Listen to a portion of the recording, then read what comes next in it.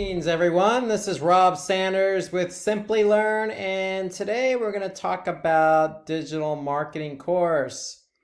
So buckle up and let's get started. And so in today's world, everywhere you go, it's all about digital. So today's lecture is going to be about all the different marketing channels available, piece them together, kind of put together a little digital marketing course for you. So first off, before we get started, we're going to talk about what is digital marketing. And really, digital marketing covers a lot of areas. It's very broad. And really what it refers to is just marketing that a company does, a person does, an individual, a group, an organization, and they do it in the form of an electronic device or with the aid of the internet. That's really what digital marketing is. It's just having something digitally, not something tangible like a billboard or a newspaper or TV. And with that, there are lots of places where you can apply digital marketing. And so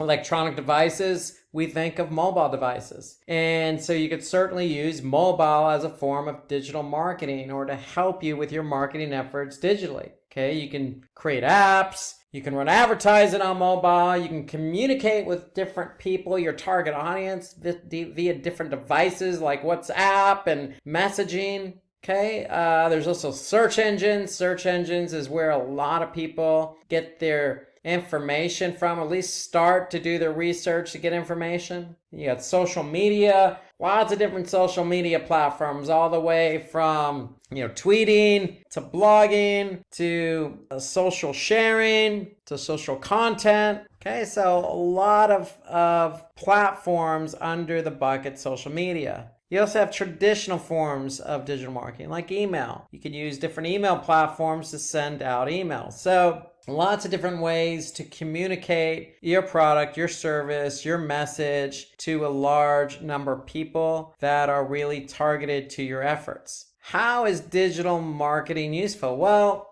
we know it provides different metrics. Why do we know it provides different metrics? Because it's all digital. Okay, so anytime you send out an email or post something on Facebook, you're going to get data back. When you get data back, you could take that data to determine how well that post or that email performed. And if it didn't perform up to expectation, you can make changes to improve performance. That's called optimization. Okay, so that's the great thing about digital marketing. It's useful in that we get data, in some cases instantaneously, and we're able to make changes in order to optimize that campaign. We can also provide personalized user experience. So meaning if we know who our targeted audience is on, say, Twitter or LinkedIn or Facebook, we can really cater our messaging to that group. Probably most importantly is that digital marketing compared to traditional forms of marketing allow us to really reach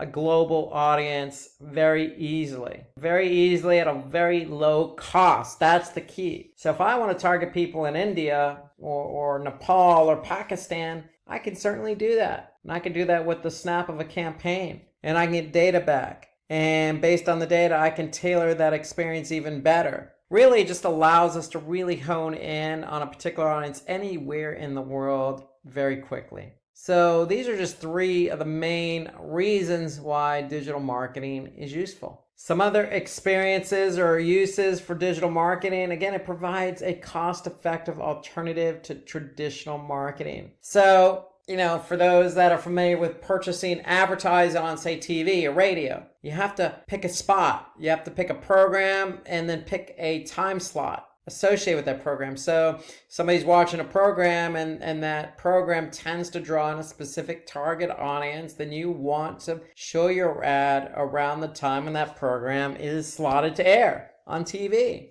because you're likely going to reach your audience. However, to purchase that time slot could be competitive and could be very costly, where there are forms of advertising and paying for advertising digitally, and those forms are cost per click or cost per impression. And so using a cost per click or cost per impression model allows you to really go head to head in kind of an auction style format where you could control how much you pay and potentially get that prime spot in front of your target audience. So it really does become cost effective. And it allows you to make small investments to get a really substantial return on ROI. So let's just say your cost per click is only 10 cents, but you're selling a product for $10. Well, all you need is one click and one sale to generate a very substantial return on investment. And so knowing that you get metrics back on a campaign, you could slowly or quickly optimize that campaign towards a very positive ROI. And then another use for digital marketing, it just enables targeting users based on their actions and preferences. So again, we can really hone in on who we want to target. It really depends on the platform, but if you take Google Ads, for example, and you want to target the display network, well, we know we have demographics, we know we have topics, we know we have interest, we know we have retargeted audiences, in-segment audiences, we have age, we have gender, so you have a lot of options available to choose from to really hone in on who you want to target. And we talk about remarketing is another form of digital marketing. So you can set up a marketing campaign. So if somebody comes to your website and does not purchase the product or service that you're offering, you could take action on that behavior. So I can retarget a group of people who didn't purchase. That's retargeting. Or you could do it via remarketing. And basically, that's the beauty of digital marketing. It allows you to really target users based on their actions. Some other uses for digital marketing, it helps build brand awareness and reputation of your business. So when we say brand awareness, if you're just launching a company and nobody knows who you are, if we use Google Ads as our preferred method of digital marketing and establishing campaigns, we can choose that display network. That display network on Google Ads reaches a large amount of people. So you can really get your name out there and really target your intended audience and allow that targeted intended audience to really understand who you are, because they're going to see your ad in the form of a banner or in the form of a video or in the form of text. And so that's the beauty of digital marketing. You can really reach a lot of people and a lot of people who might be interested in your product or service. And then digital marketing provides a platform for you to be interactive with your audience, helping you stay relevant and competitive. And the best example I can give here is YouTube. And so YouTube's it's a search engine for videos, but it's a video sharing platform. And so if I upload a video, then I can entice people to comment on that video or like the video or share the video. And I can really interact with that audience by responding to their comments or, putting together a playlist or giving them more videos. Okay, so I can really interact with my audience. And I could do that on multiple platforms, not just YouTube and video. I can blog and interact based on somebody's comments. I can have a website and have live chat and interact with my audience. So there's lots of different ways to interact with an audience, and that's what digital marketing provides. So I already mentioned a few examples based on the uses of digital marketing. I mentioned Google's display network. I mentioned YouTube and blogging and social media platforms like Facebook. Well, there are lots of different types of digital marketing channels out there. And we're going to talk about a few of them today. We're going to start with search engine optimization. And so search engine optimization, as you probably know from the name, involves search engine, and it involves really making your site relevant in the eyes of that search engine. So if you're in the United States, you know that Google has a large market share, meaning a lot of people use Google on a daily basis. So we want to make sure we do everything we can to optimize our site in order to make our site relevant for those coveted keywords. Now, why do we want to make ourselves relevant for those coveted keywords that we want to be found for on search? Well, because a lot of people use search. And when a lot of people use search and you're found for those keyword queries, then it's going to increase the flow of organic traffic to your website. So the higher you rank, in theory, the more traffic you're going to get. And so when we talked about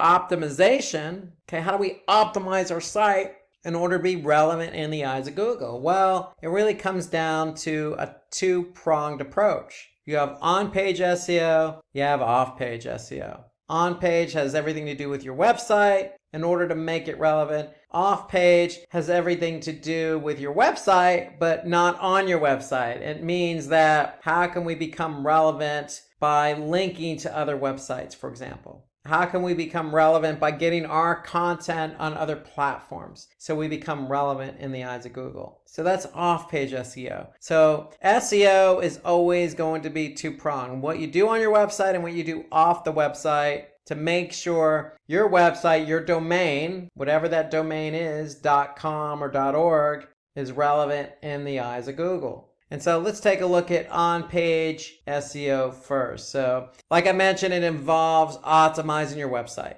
And when we say optimizing your website, there's a lot of things you can do on your website to make it relevant in the eyes of Google. And we can look at the content, okay? We can look at the source code.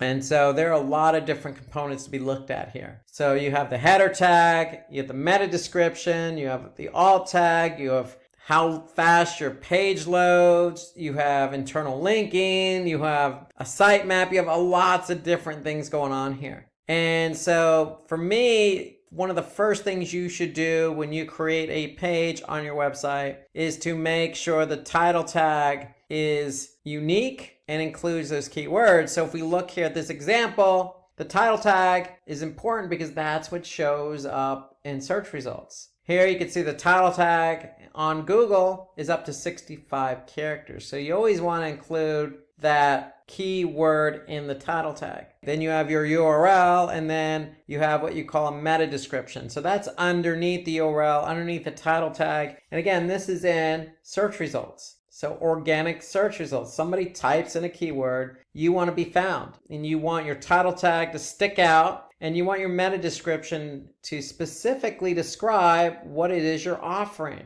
Okay, so again, if somebody's looking for stock imagery, then you want to make sure that you know that person who's looking for stock imagery can come to your website, and they can, in this case, search for millions of royalty-free stock images, photos, videos, and music. And so you want your description to really get that person to click on your listing in organic search. That's the whole point. So that's the point of a title tag and a meta description, is you really want to be found for what somebody's searching for, and you want to be able to show them that you have what they're looking for. You have something here underneath your organic search results called site links. And site links are just links to pages on your website. And so unfortunately, this is not necessarily in your control. This is in the control of Google. So if Google wants to offer up site links underneath your title tag and meta description, they will add them. And it's based really on the amount of content you have. And that goes with site search. So you can see also there's site search there underneath the meta description. All of that is contingent upon your website.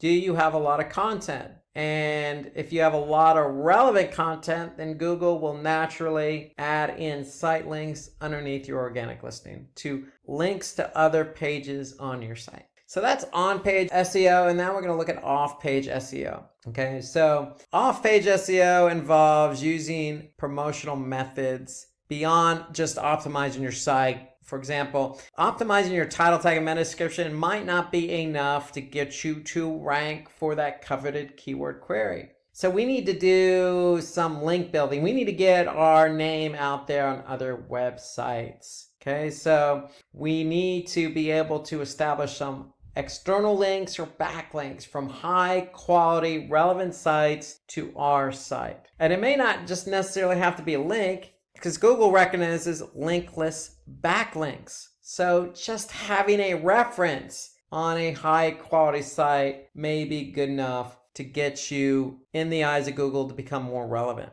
Okay, so that's off-page SEO in definition. So really what we want to do is we want to establish a way to get links from other websites to our own, or references on other websites to our website. We want to build those links to help us gain in ranking. So there's lots of ways to do that. You have social media. Again, you have social content sites like Reddit, Medium, Quora. You have blogging. Okay, there's lots of ways to establish yourself out there on the internet. You just need to make sure they're quality sites, and you need to make sure they're relevant. And so when you do get a link on an external site pointing back to yours, you want to make sure it's a follow. So you want to make sure that Google knows to follow that link from that site to yours. So if you're out there establishing content on a third-party website or another website and they're going to link back to you, just make sure that it's a follow. Do follow, not a no follow. Okay, and I'm going to show you an example of what that looks like here. So if you're not sure what the difference is, here I'm on backlinko.com, and really a no follow versus a do follow is simply in the href. So in the href, if you don't have anything in there other than the link, then the search engines are going to follow that link from that external site to yours. And if you have a no follow in that link, then the search engines are going to ignore the link. So they're not going to pick up the backlink or external link to your site. And that's simply that site just adding the rel equals no follow. Okay, so if you see that in the link pointing to your site from that external site, then that means you're not going to get credit for that backlink. So you always want to shoot for a do follow link, because that means you're going to get credit for the backlink. Okay, so again, do follow links allow search engine crawlers to follow the link, and if they can follow it,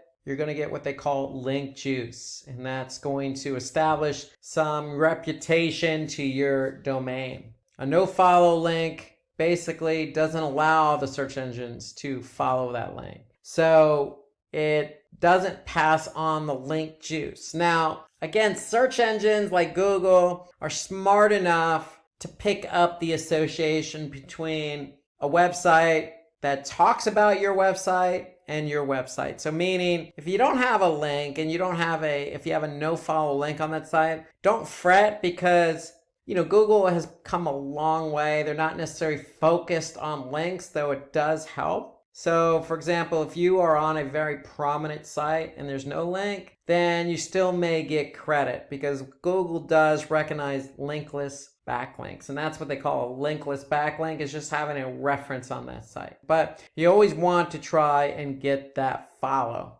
not the do not follow. Okay, so here you can see an example of off-page SEO. Okay, like TripAdvisor would be a good example. A link that redirects from TripAdvisor to, the Oprah magazine as an example. So the Oprah magazine is going to get a backlink from TripAdvisor to the site. So if Google crawls TripAdvisor, then they're going to be able to see this link. And if it's a follow link, they're going to give the Oprah magazine, that domain, credit from TripAdvisor. So for SEO, because there's a two-pronged approach involved, you have on-page and off-page. There's a lot of tools here, a lot of tools. So let's take a look at some of these tools. We're going to look at Google Keyword Planner. We're going to look at Moz, Ahrefs. We'll look at some tools that will help you with both on-page and off-page SEO. So let's start with Google's Keyword Planner. So why are we using Google's Keyword Planner? Because we want to find keywords. Okay, so we can't do on-page SEO. We can't optimize our title tag and meta description without a good keyword that we want to be found for. So what we want to do is we want to go into Google Ads. Now that's a pay-per-click platform. Okay, so if you want to be found via paid search, you're going to use Google Ads. But from an organic search perspective, we can use Google's Keyword Planner. So we need a Google Ads account. If we have a Google Ads account, then all we need to do is go to Tools, then we need to go to Keyword Planner. And the Keyword Planner is a good tool because it allows us to find those coveted keywords. So we can discover new keywords, and that's exactly what we're going to do. So for example, we're going to find, use the keyword mail delivery. If we have a business that delivers mails to people, what keywords do we want to optimize for? So we're going to be in Google Ads. We're going to go to Tools. We're going to go to Keyword Planner. We're going to discover new keywords. And we're simply just going to type in a keyword. So we're going to click Get Results. And Google's Keyword Planner is basically going to give us some information. So the keyword we chose was mail delivery.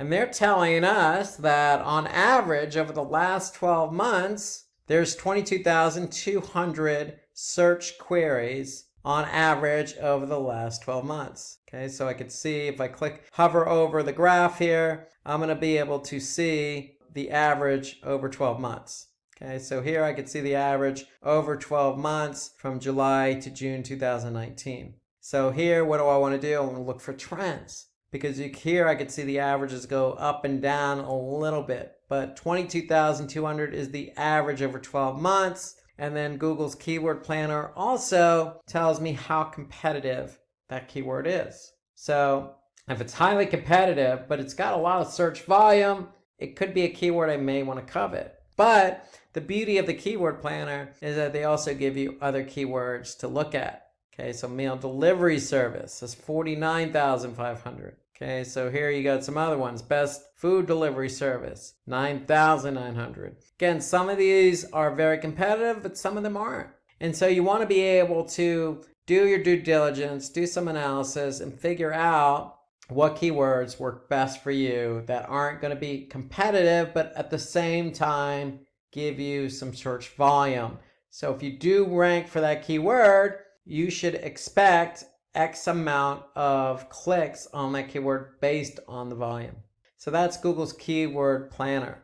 Alternatively, you can use a tool like Moz.com. So if I log into Moz, they have a tool called Keyword Explorer. And so here I can just type in that same keyword, meal delivery, targeting the United States in English, and Moz is going to give me some information on the keyword. So here they're going to give me a range in terms of the monthly volume, and they're going to give me a difficulty score. So they're going to tell me how difficult this keyword is. So out of a score of 100, it's 53, and they're going to tell me what my expected click-through rate could be if I'm ranking for that keyword. More importantly, they're going to give me some other keyword suggestions, just like Google's keyword planner. So here I can see prepared mail delivery service, mail delivery companies. So there are a lot of different suggestions of keywords that I can choose from. And if we scroll down, we could see basically some mentions. We could see the analysis, who's ranking for these keywords. So we can really get some insight as to who's ranking, how much volume, how difficult it is, what my estimates could be if I'm ranking, etc. So a lot of information built into Moz's Keyword Explorer tool. So Moz's Keyword Explorer tool could be a good option for you if you don't have access to Google Ads and Google's Keyword Planner. So if you're working on SEO for a website and you're curious about what the off-page SEO situation looks like, well, you can use a tool like Ahrefs. It's a free tool. You can go here, and if you're working on a specific domain and you're focused on off-page, you could simply type in that domain here, and then you can check the backlinks for that domain. Okay, so I'm gonna go ahead and type in my domain, and now I'm gonna get a sense of what my backlink profile is for my domain. So here I can see the number of backlinks, the total backlinks, and notice 85% of them are do follow links. So Google is able to recognize those links. And then I could see referring domains. So I have 124 different domains pointing to my website. And so here I can get a snapshot of the top 100 backlinks pointing to my website.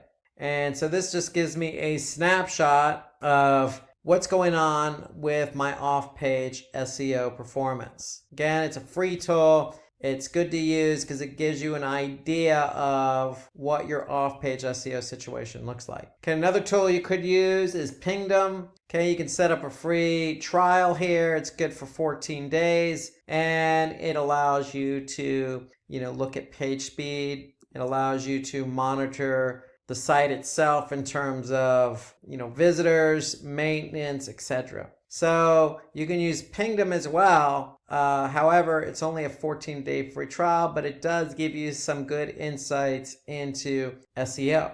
Now, page load time is one of those on-page SEO factors. And so if you're doing on-page SEO for a domain, you certainly want to go into Google Analytics and you want to measure the page load performance of the pages on your website. And so here, if I go to Google Analytics and then I go to behavior and I go to site speed and I go to speed suggestions, here I can see the pages, how many pages I've received over a period of time, and then the average page load time. Now, if you see the average page load time is slow, and in my opinion, anything over 2 to 3 seconds is going to be slow, you need to be able to take action. And so the great thing about Google Analytics, the page load time reporting, is it actually gives you some suggestions. So page speed suggestions. So all you need to do is click on the link here. In this case, this particular link or URL on my website has 7 suggestions. If I click on that, then Page Speed Insights is going to open up. And what's going to happen is Google Analytics / Page Speed Insights is going to analyze this page and give me some feedback on how the page is performing, not only on desktop, but on mobile as well. And so here I can see, if I analyze this page, I can see some of the opportunities to improve the page load time on desktop and again on mobile here. So here you can see a lot of the opportunities and a lot of the issues I have that I can address. Now, if you're going to manage SEO for a website, then you're going to need an SEO platform. So again, Moz is a good example because we showed you the Keyword Explorer, but they also have many other tools available built right into the platform. For example, rankings. Okay, you can get crawl information. So when the bots crawl the site, what kind of errors are coming up. Here I can get some page optimization. So I can choose a keyword and I can choose a page, and Moz is going to be able to give me feedback to see what more I could do to improve my on-page SEO performance. Okay, we mentioned Keyword Explorer in terms of looking for keywords. Okay, you also have something called Link Explorer as well. So if I go back and choose Link Explorer from my list here, then I'm going to go to a Link Explorer and I can type in any domain. Again, just like on the Ahrefs, except Moz goes a little bit deeper here. Okay, so they're telling me how many linking domains and what my keywords are ranking. Okay, and then I have some other reports that I can leverage for off-page SEO. I can look at spam scores for certain websites that are linking to me, because you can disavow yourself from being associated with those sites. Here you got a link intersect tool, so you can compare one domain against another to what links are pointing to that other website. So a lot of different reports and tools available to you for off-page SEO under Moz's Link Explorer. So Moz has a lot of different tools available. And again, my recommendation, if you don't use Moz, there's SEMrush, there's BrightEdge. There's a lot of SEO platforms out there to use, but if you're going to focus on SEO, you are going to need an SEO platform. Now, if you have any more questions on SEO, feel free to go to Simplilearn's YouTube account. You'll be able to find a video there for SEO tutorial for beginners. Take a look at the video. It goes really in depth about everything we just covered about on-page and off-page SEO. So take a look at the video. And if you have any comments about everything we covered with SEO, feel free to comment underneath this video here, and we'll be sure to respond accordingly, especially if you have any tips and tricks that you do for SEO. So let's move from search engine optimization to content marketing. And so content marketing is a form of marketing that involves simulating interest in a brand's products or services by creating and sharing online material. So when we talk about online material, that can come in many forms or assets. So some examples are blogs, videos, infographics, case studies, white papers, ebooks. All of this is content generated. It's just in different forms. And so you want to be able to take any one of these forms of content and be able to distribute that in some form or fashion. Okay, so for example, a blog can be part of your website. A video could be something you upload to YouTube. An infographic could be something you actually share on LinkedIn. So all these other assets could be integrated throughout. They could be shared or used on your website, okay, for people to grab and share and use and comment on. Okay, so that's what content marketing is. You need to be able to push out content so that people have a better understanding of your product or service. The process of content marketing is you really want to decide what goal you want to achieve with your content marketing campaign. You want to define your buyer personas to determine the audience best suited for your content. Okay, so what are you creating? Who is it for? And then you want to run content audits to determine the best type of content that can be used. And when we talk about content audits, we're talking about, content that's already been posted. Are people sharing it? Are people downloading? Are people viewing it? And so you want to be able to understand over time what people are reacting to so that you can reuse or continue to use that content that seems to resonate with your target audience. So you want to choose an appropriate content management system. So if it's a blog, you want to use WordPress maybe. So you want to start brainstorming for ideas, for new content ideas. So in my opinion, maybe put together a content calendar and jot some ideas on that content calendar. Then you want to settle on a particular type of content you want to create, and then you want to be able to publish and manage your content. So some popular tools used for content marketing, you have Buffer, you have BuzzSumo, Follower One, Hootsuite. So let's go ahead and take a look at an example of a content marketing management system. And we're going to use WordPress. And so if we go into WordPress here, on the back end, we're logging a login. And so the reason why we use WordPress is because we can post blogs. So in WordPress, if I go to post here, I'm going to be able to see all the different posts that have been posted over a period of time. And the great thing about WordPress is you can optimize it for SEO. So if I go in here and look at this recent blog post that has been posted, I can go ahead and edit it. And when I edit it, okay, I'm going to be able to look at this blog post in a visual format, and I can also look at it in HTML form.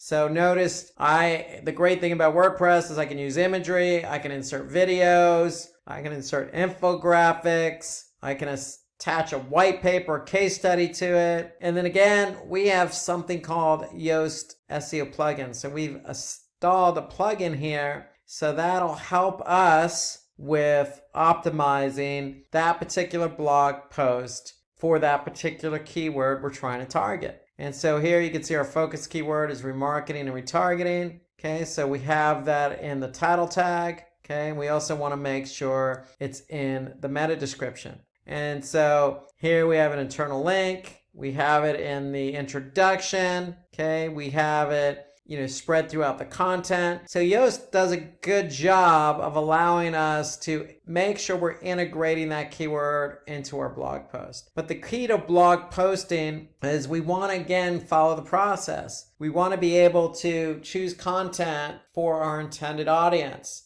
And in this case, with a blog post, we can write up to 500 to 3,000 keywords. And the whole point is we're trying to introduce our audience to a particular topic that resonates with our product or service. And so that's the great thing about blogging. That's the great thing about WordPress is that, very easy to use. You can integrate it with SEO. You obviously have commenting, you have different plugins that you can add in there, very easy to edit. And so there's a lot you can do here with WordPress and blogging. So another example of content marketing is video. So with video, you have the ability to upload this video to popular video sites like YouTube or Video, and you can optimize that particular video with title tags and hashtags and descriptions, and you could see the interaction here. So you can see how many views, how many likes,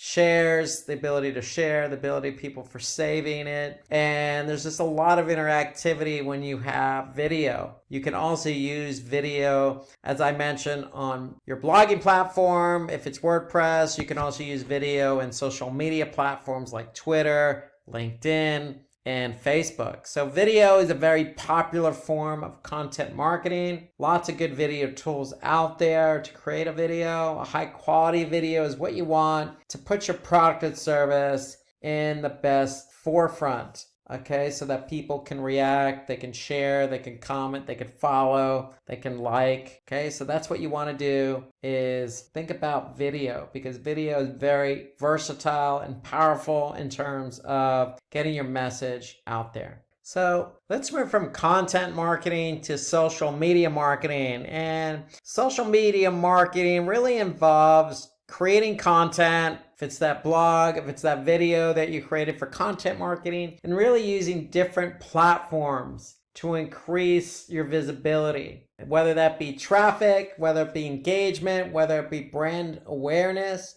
or any other marketing goals that you have. That's what social media is good for, because social media will take that content, take what you're trying to get out there, and really allow you to hone your marketing goals against that. Okay, so if it's Facebook and you got some videos that you want to post up there, okay, what's your goal? Is your goal to then post the video to get traffic to your website, or to build brand awareness, or to just get people to react by sharing or liking?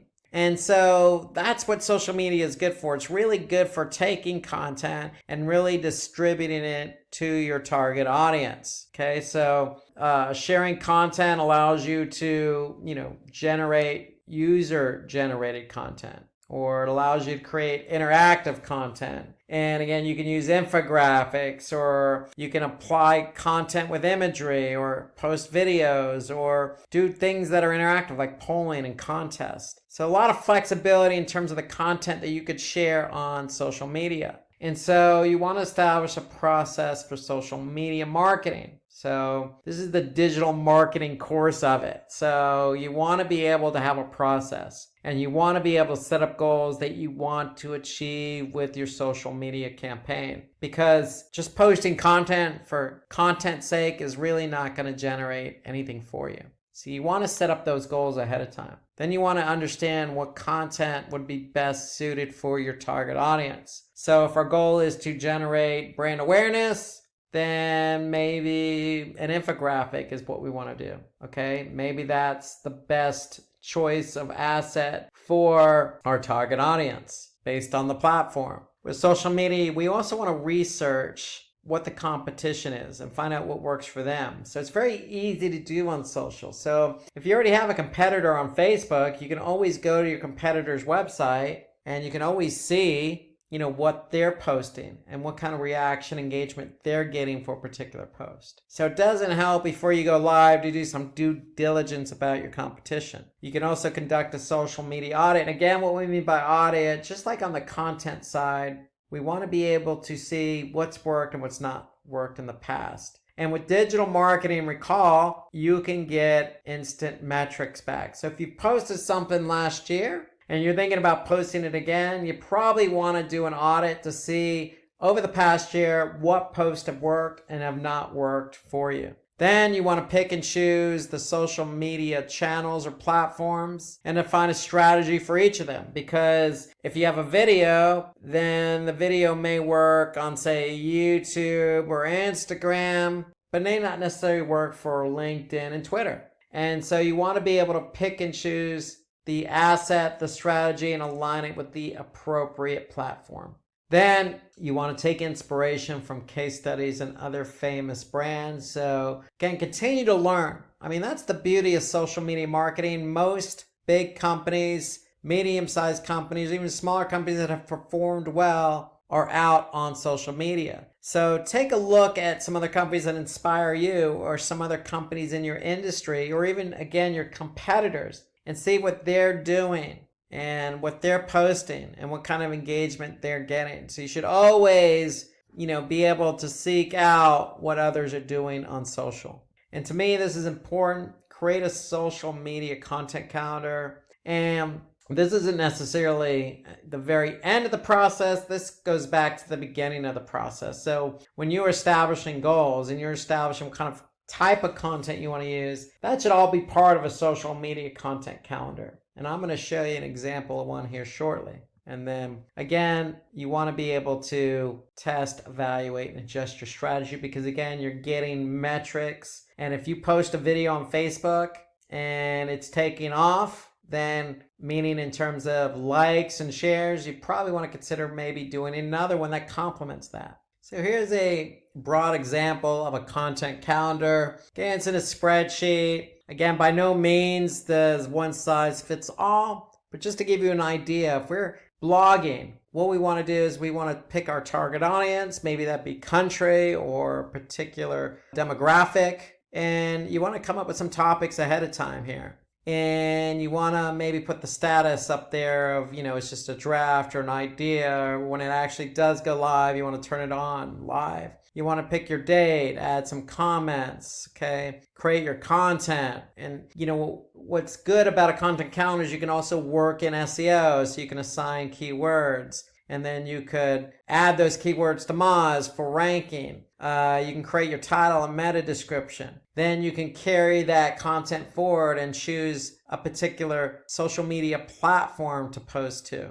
So that's the beauty of a content calendar, is it allows you to think about things up front and then prepare the content accordingly, so you can optimize it for organic search and post it on social media for off-page SEO and for social media marketing. And so you just want to get organized ahead of time using a spreadsheet, in this case Google Sheets, to lay out the topics ahead of time so you can write the content for your intended audience. That to me is the way to go.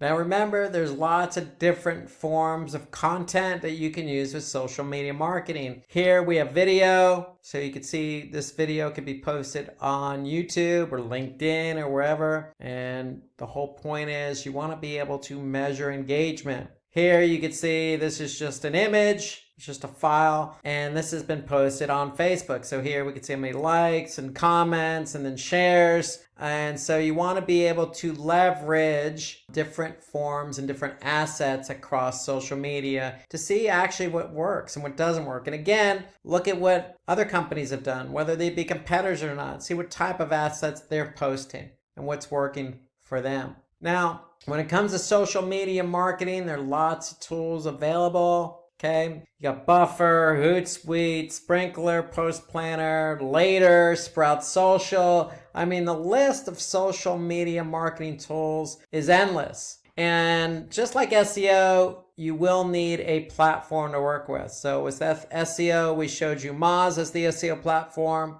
With social, we're going to show you Sprout Social, because with Sprout Social, if you have a content calendar, if you have a lot of different assets, you want to be able to organize those assets and content across multiple channels. And the great thing about using a social media calendar is, yes, you can publish and organize your post accordingly. You also have, most social media platform tools have listening. So you can listen in on keywords and audiences, different brands and industries and conversations that are being had about a specific topic. Okay, and again, most social media platforms, if not all, have reporting. And so this is important because you can actually see, how your post or different assets are performing in terms of engagement. And so to me, that's important. If you're going to focus on social media as a platform, as a channel, you want to have a social media platform tool that will help you organize your content, publish it accordingly, listen in, and get that report to help you figure out what's engaging and what's not engaging. Again, so that you can, react to the content that you're using and sharing. So that's Sprout Social as an example, but you will need a social media platform. Now, the other benefit to social media is, in some cases, you could actually pay to have your post out there. And so, for example, on Facebook, we could set up a paid campaign to target our intended audience. And so with Facebook owns Instagram, so you have the ability to really put your content out in front of your target audience on Facebook and Instagram. And so what you need to do is go to Facebook Ads Manager and simply just create an account or campaign. You want to be able to create a campaign. And by creating a campaign, that means you're going to have to go through a particular process here. So if we want to do is choose our objective. Okay, so you always want to have an objective for your campaign. So is it going to be brand awareness? Is it going to be to drive, traffic? Is it going to be to drive conversions? So you want to choose a goal or objective if you're advertising really on any platform. Then you want to be able to choose your audience. So who are we trying to target? So with Facebook, you can target any specific age, gender, demographic based on interest and behavior. So you can choose specific placements and you can assign a budget. Okay. And then on the ad side, you have different types of ads that you can use. You can do a single image or video. You can do a carousel. Okay, meaning you can rotate different images as a collage or different videos as a collage. And again, you can choose exactly where you want your ad to be shown. For example, desktop or mobile news feed, Facebook in-stream video, you got Instagram feed, you got even Messenger. So you have a lot of options available to you on where your ad or video is going to be shown, and then you can support that with a headline description, and you can send that traffic back to your website. You can even test call to action buttons. Okay, so you can append your ad with a call to action button. And so you can do a lot here. This is just Facebook. You can really do a lot of specific targeting. Now with Facebook advertising, it's a cost per click model. So anytime somebody does click on that ad, you're going to pay. But it allows you to really get your content out there in front of your intended audience. If you're not doing it organically, meaning you're not posting on Facebook on a regular basis, or maybe you want to supplement those organic posts, then doing this is a good way to really get your brand out there. If it's awareness, if it's to drive traffic or to convert, Facebook is a good option. LinkedIn, Twitter, all these social media platforms offer that option up to do paid advertising. Now, if you want more information about social media, we have a great video on YouTube already, how to start social media marketing. It really goes into the details about organic social and what I just covered with paid social, specifically on Facebook. So take a look at that video. And again, if I missed anything on the social media side, feel free to comment or add in your best practice, whether that be part of the process or a different platform that you use for social media.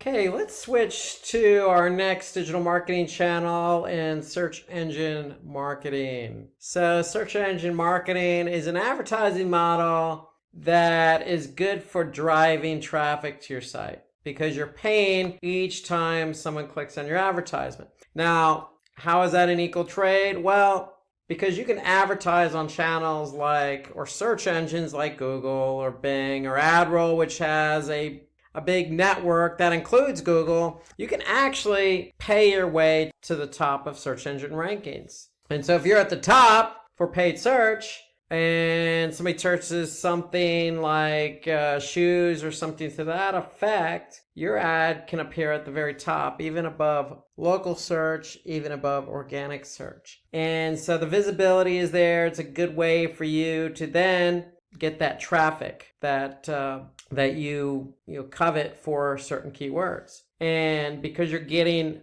traffic or have the potential to get traffic, you're going to pay each time somebody clicks on these ads. So you have multiple choices on the type of asset you want to use, including text, image, video, etc. So there's more to it than just Google, Bing, AdRoll. I mean, you have LinkedIn, you have Twitter, you have Facebook. So you have lots of different ways to advertise and get your ad in a more prominent position. You just have to pay for it. And I just showed you that under social media marketing. Facebook, you can create an ad, have your ad targeting your audience, and in return, you're going to pay Facebook. Works the same way for most of these networks. Okay, so when you actually set up a campaign, like anything you do when you set up a campaign, you want to determine the goal you want to achieve for the campaign. You want to do that up front, especially when you're talking about paying per click. If you're paying per click, then you definitely want to make sure you determine what your goals are so you can measure them accordingly. Then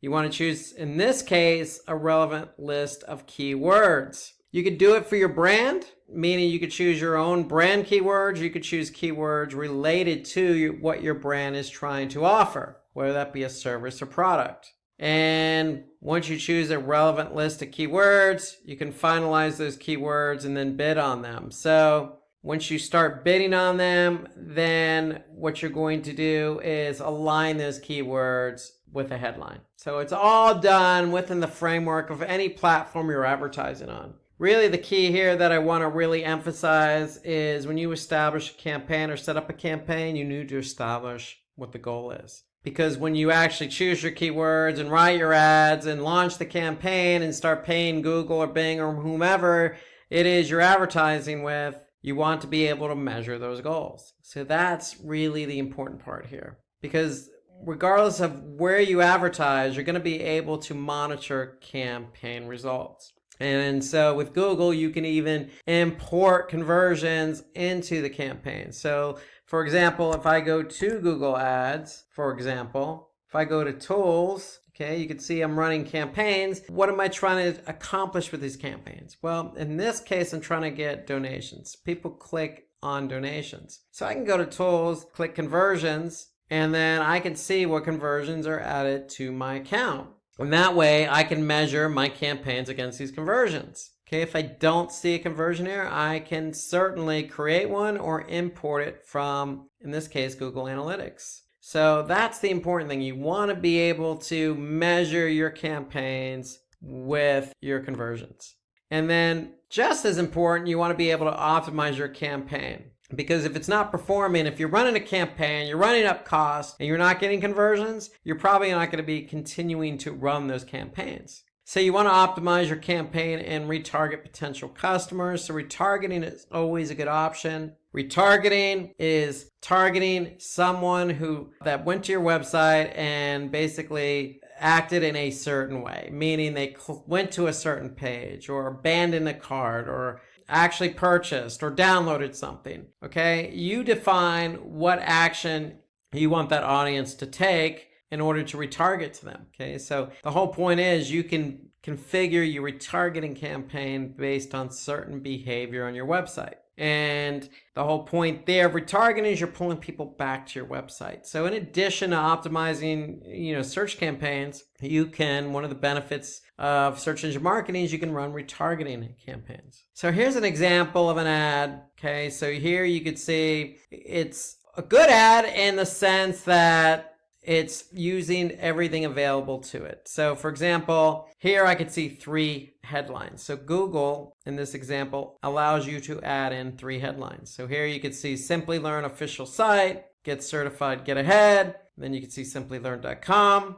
So they're taking advantage of 3 headlines. And then here you can see 2 description lines. And so each description line, you can have up to 90 characters. And so you want to be able to take advantage of what Google gives you. The more information you can add, the better. Well, here you can see some other types of ads. Here you can see a banner ad for Slack. Okay, here you can see betterment.com running an ad. Okay, so this looks like an ad that is on YouTube. So because you can see after a few seconds, you can skip the ad. Okay, so here's a video ad, here's an image ad, here's a text ad. So depending on what platform you advertise on, you have an option on what type of asset you want to use. The one thing I like about Facebook is they offer up a multitude of options in terms of assets. So you can run a single image ad, you can run a carousel, meaning you can have multiple images, you can run a video, you can run a combination video image, you can obviously run text, okay, with a thumbnail. So you have a lot of options in terms of the type of ad you can run. So before we move into our next channel, let me just show you an example of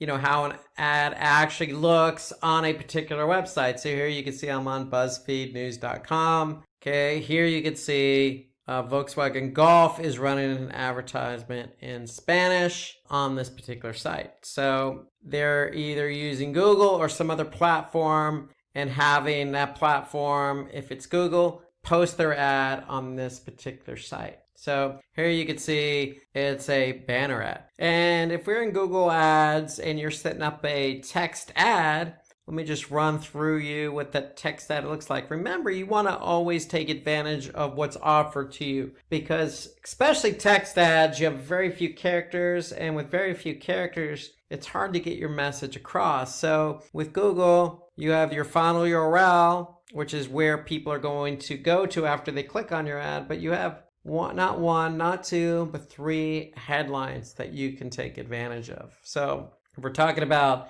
help end child hunger, help today, you can always add in, visit our website for more info.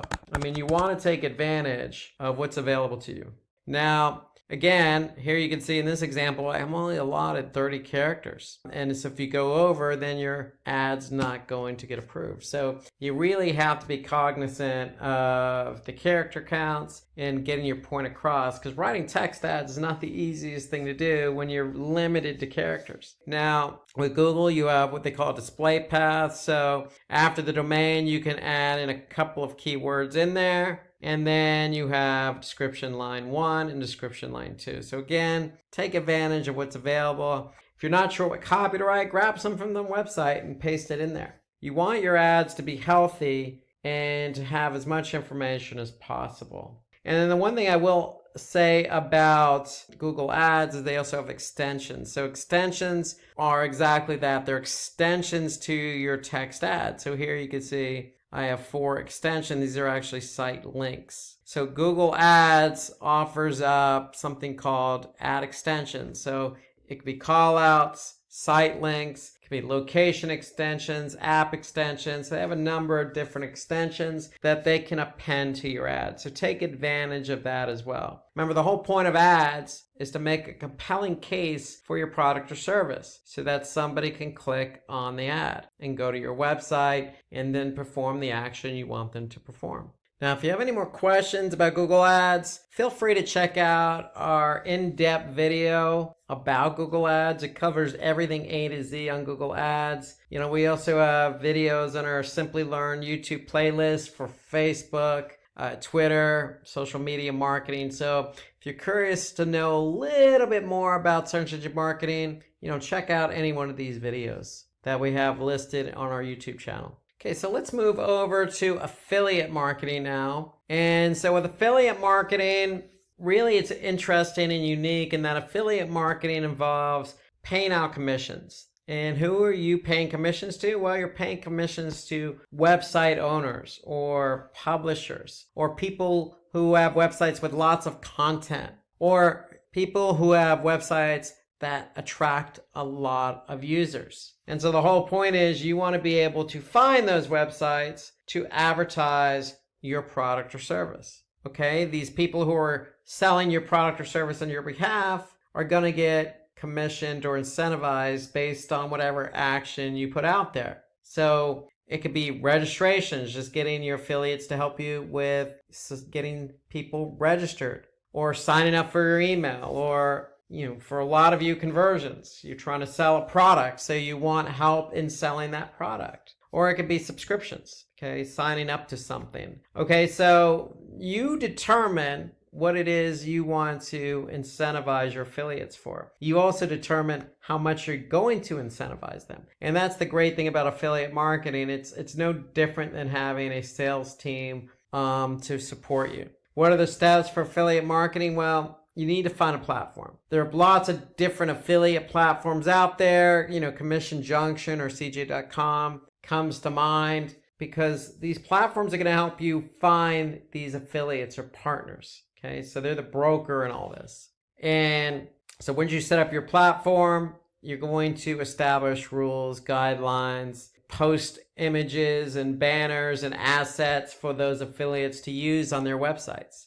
And more importantly, again, you're going to establish the commission. So the commission doesn't have to be the same for all affiliates. It could simply be your top affiliates get a higher commission as opposed to just some other affiliates who get a starting commission. You establish everything on the platform, the affiliate platform that you choose. Now, affiliates apply to advertise on your behalf. So they're going to say, hey, I'm interested in selling your product or service. So you're going to use that platform, if it's Commission Junction, to approve or disapprove the affiliate's request to advertise on your behalf. And really what you want to try and do is leverage the platform as best as you can. A lot of these affiliates are out to make money, and some of them are really good. You need to be able to choose the affiliate that is going to represent your brand, product, or service the best. So it's simple. Customer clicks on an ad or link, okay, on that affiliate website, and they go to your website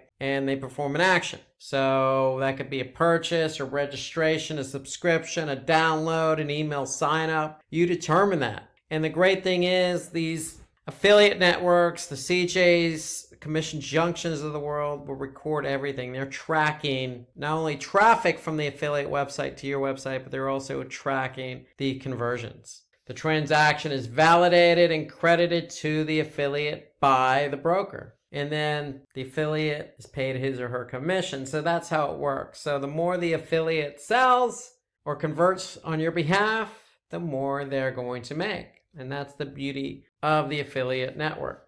So here's an example of affiliate marketing. Okay, here you could see an advertisement here. Okay, so you could see profit from our experience. Earn up to 12% advertising fees with a trusted e-commerce list leader. So somebody clicks on that link, joins, and then this person is going to get a commission based on somebody joining for free.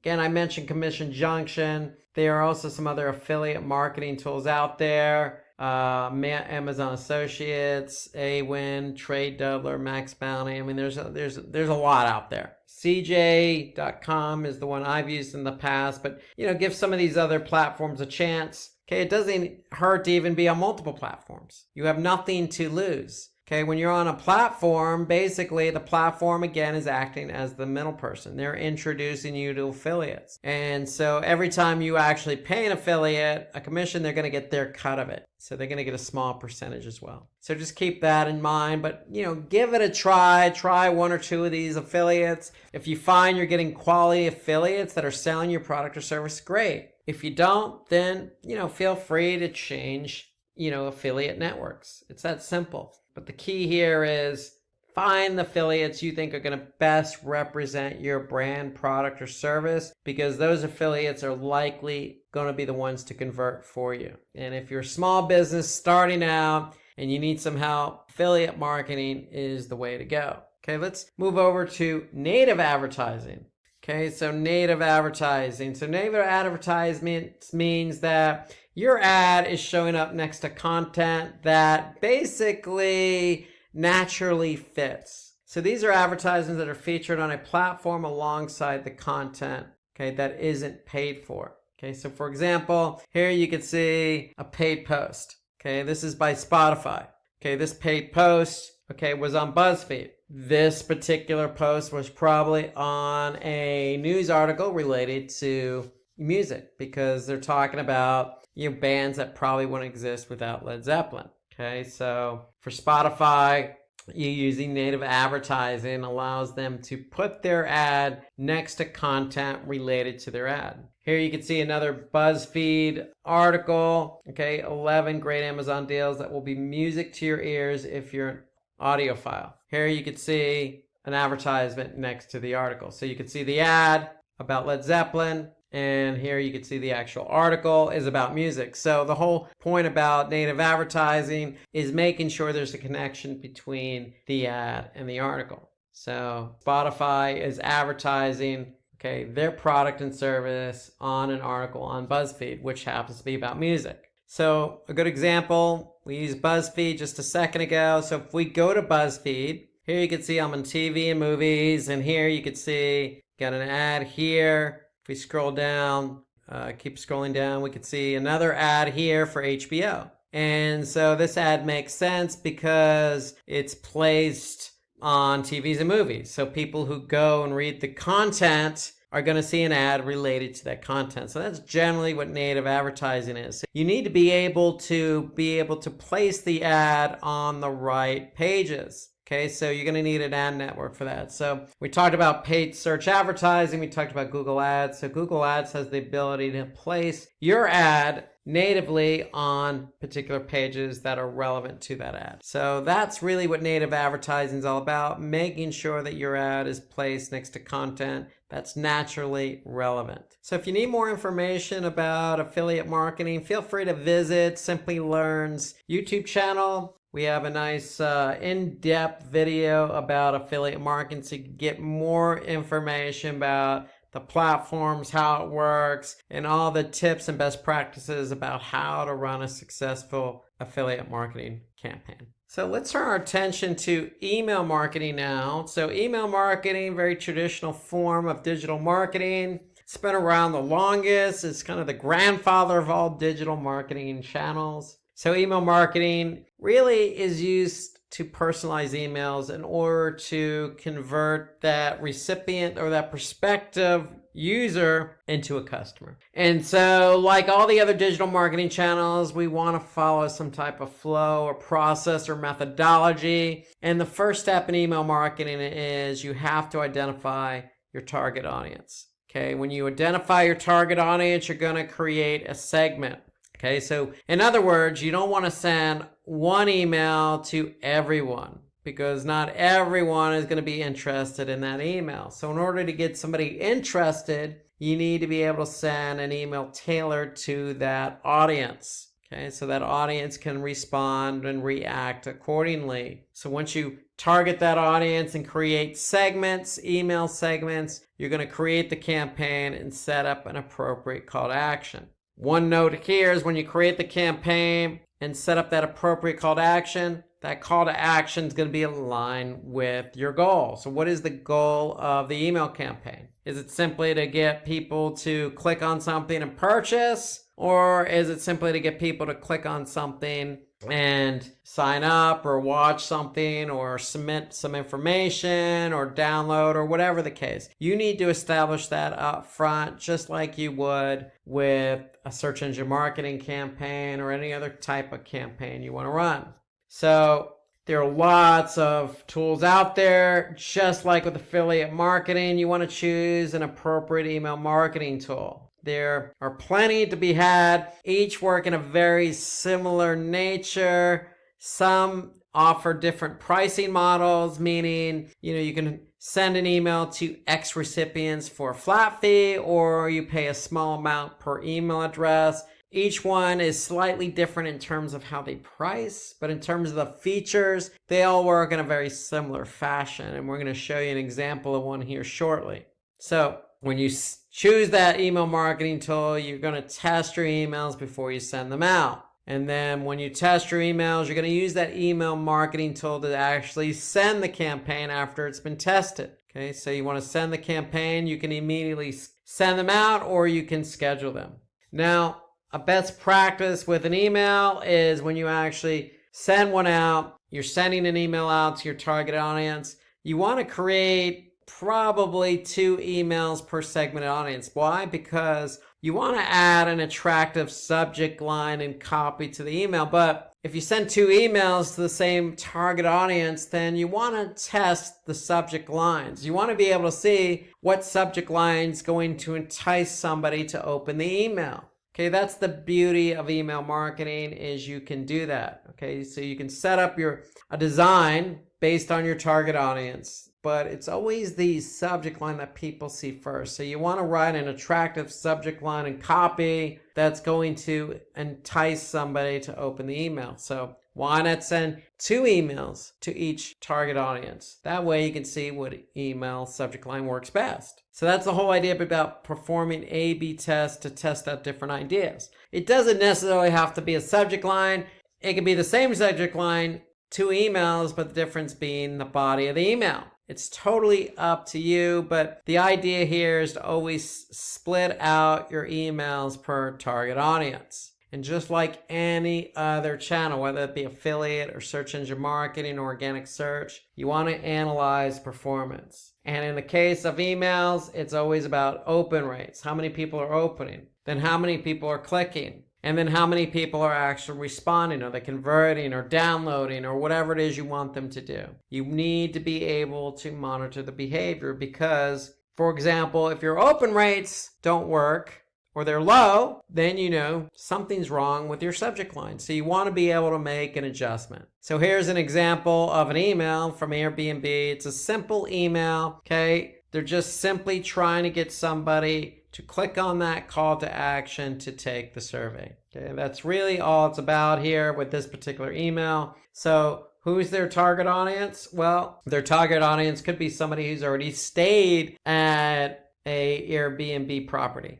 or it could be somebody who used the app. Probably Airbnb has already targeted this audience and they're sending this survey to a particular audience so that they can get the best results. Okay, so that's a good example of a targeted email with a good call to action that's getting somebody to take the survey. So they're probably measuring how many people opened it, how many people clicked on the CTA, the call to action, and then how many people actually filled out the survey. So you need to follow each step and track each step accordingly. Okay, so again, some popular tools used in email marketing. Let's take a look at MailChimp here. But I will mention like Marketo is a good marketing automation tool. Now owned by Adobe, Marketo allows you to send those drip campaigns. So if somebody doesn't purchase right away, you can send up follow-up emails, like say 1 day out or 7 days out or 14 days out. So HubSpot works in a very similar fashion. You want to be able to methodically plan out your emails. That's the point I'm trying to make here. So let's take a look at MailChimp. So if we go over into MailChimp, very easy interface. Okay, here, if we go under audience, we can actually see who our audience is. And we can break out our audience into different groups. You can have a simple test list. You can have people who purchase, people who subscribe to something. Okay, so you can break out your audience into different groups. Okay, when it comes to campaigns, you can see campaigns that are already been built, or you can create your own campaign. Okay, so in the case of MailChimp, we can actually see what campaigns have been dropped or sent out already, and then we could see the opens, the clicks, and then the conversions. So MailChimp has some nice reporting, so you want to be able to measure the reports or how well the campaign performed. So here we can see specifically how many people opened, clicked, how many people bounced or email addresses bounced, and how many people unsubscribed from the list. And here we can see, the top links that have been clicked, okay, the subscribers with the most opens. Did anybody perform any social media activity? Okay, what locations opened the email? Okay, so you can actually see a lot of good information here right in MailChimp, and you want to be able to react to the emails you send out. So if an email is not performing, okay, you want to learn from that so you don't make the same mistake again. The great thing I like about MailChimp too, they have a lot of nice templates to use. So if you're trying to create a template, here you got some templates that you can leverage. So that's MailChimp kind of in a nutshell. MailChimp, you could pay up front, buy credits, and with those credits, you could send out emails to a number of people. Okay, so that's how MailChimp works. They do have a free trial, so you can set up an account using the free trial. Now, if you need any more information about MailChimp or email marketing in general, take a look at the email marketing webinar we have set up on our Simplilearn YouTube account. Now let's finish up with online PR or press releases. So we talked about SEO and social and search and affiliate and email marketing and content native advertising. Let's talk about online PR here, because with online PR, it really does involve working with digital publications or blogs or other content related websites. For example, content-related websites could be digital newspaper sites like the New York Times. Okay, the whole point of online PR is you want to try and get some publicity on those websites. Publicity means awareness for the brand. It means traffic to the website and eventually some loyalty, future customers, and conversion. Channels that can be used to maximize your online PR efforts. For example, you can connect with reporters on social media to develop a relationship. So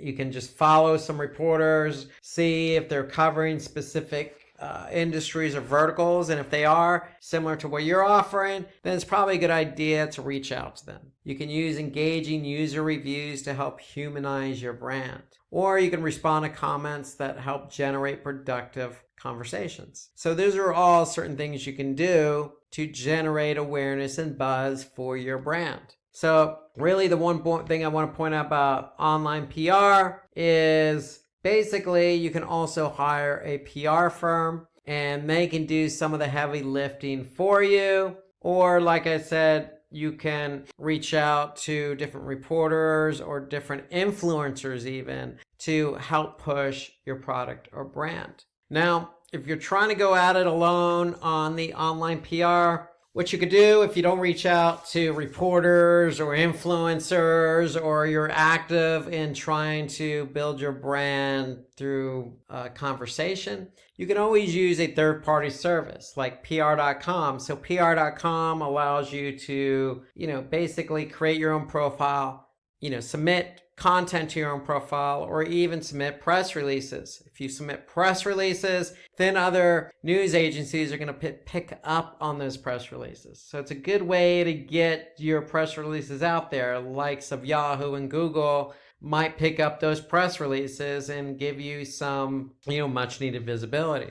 You can also use other tools like, PR Newswire, for example. So it works in a very similar way. Again, it's a press release distribution network. So you can go ahead and sign up for an account, get that press release out there, and they do the distribution for you. Or you can also use aggregation sites. So there are lots of different aggregate sites out there. And so what aggregate websites do is they help disseminate and distribute your content. So here you can see some of the new aggregator websites of 2019. You got Feedly, Panda, TechMeme, Metacritic, eScience News, The Morning News. So you have a lot of options available to get your content out there. Okay, so what these sites do is basically pick up articles that fit their website, fit their theme, fit their target audience. So you do have options in the form of third-party tools as well. Okay, so if you don't hire a PR firm, which could be expensive, you can certainly go at it alone by signing up for any one of these particular products or services. Okay, so that'll do it for today's webinar. I want to thank you for hanging in there, going over all these digital marketing channels with me. If you have any comments on any of them, feel free to add a comment below this video. Otherwise, if you need more information, please visit Simplilearn.com. Thank you again, and I'll see you soon. Hi there, if you like this video, subscribe to the Simplilearn YouTube channel and click here to watch similar videos. To nerd up and get certified, click here.